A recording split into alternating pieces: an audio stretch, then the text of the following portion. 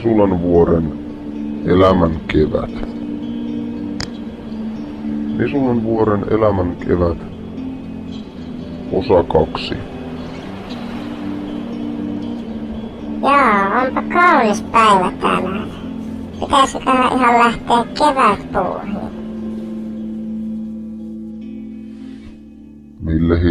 Ville Peltohiiri paremmin tunnettuna, aikoi lähteä Salla Peltohiiren kanssa kevätpuuhiin.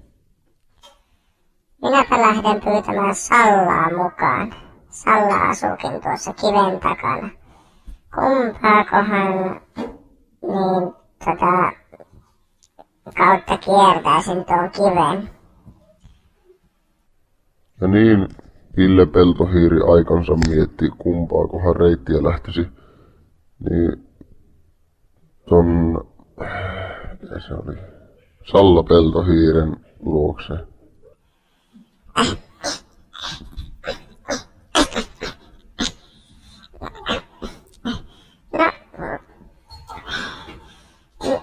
Olipas kivikkoinen tie, valitsin siis tien vasemmalta.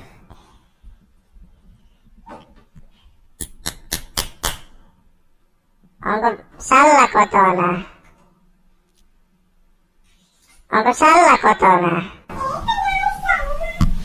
Ai, Salla täällä! Hei Salla, lähdetääs kevätpuuhiin? Aurinko paistaa ja on tosi kaunis kevätsä. No, voidaan me lähteä. Mä jätän tosta hyvät matka ja liukurin. Okei, no minä odotan tässä ulkona.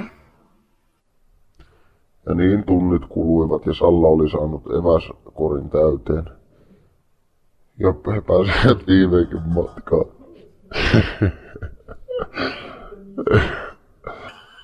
No, jopas kesti.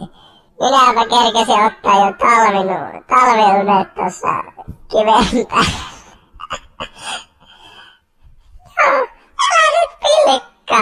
Minä haluaisin ottaa kaikki tarpeelliset mukaan. Joo, no, lähdetäänpä kevätpuuhiin.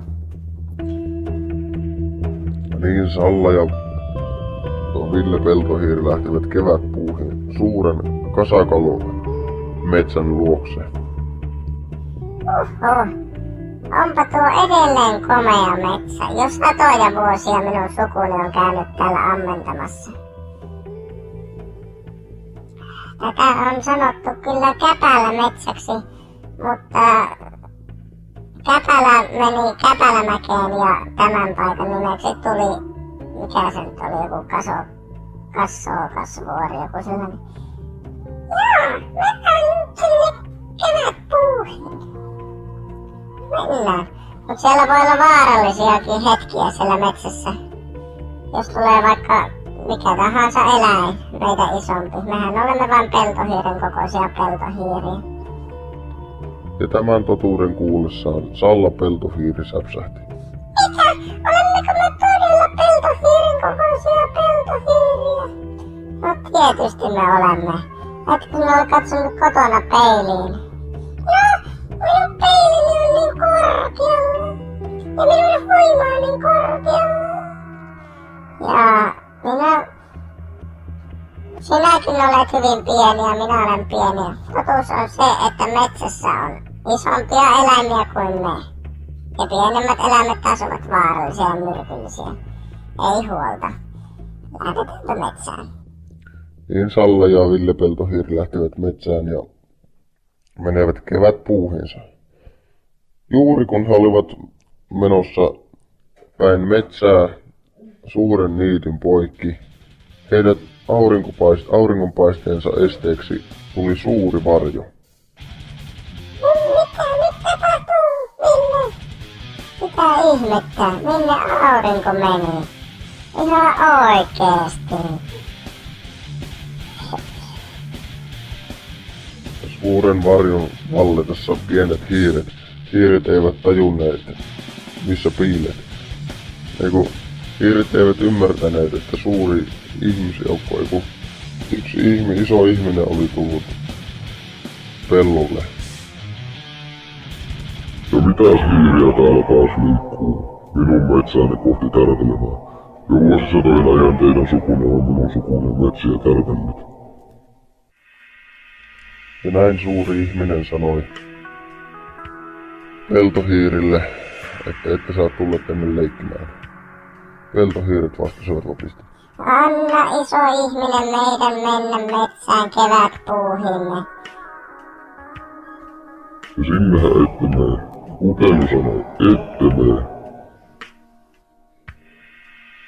Ja niin iso ihminen uhkaili myöskin kotieläimellään Villelle. Jos vielä menette lähemmäs metsää, hain kotoani Villehi tän Ville-kissan hätistelemään teet pois metsästä. Se kyllä silloin niin hyvä hajuaista, se kyllä haistaa teille.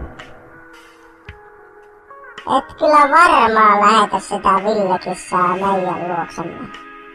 Siitä on ollut harmia jo vuosisatojen ajan meidän suvussa. Kaikki meidän lapsemme on jo syöty. Sinähän sen tiedät. Ja nyt juoksuksi sanon minä.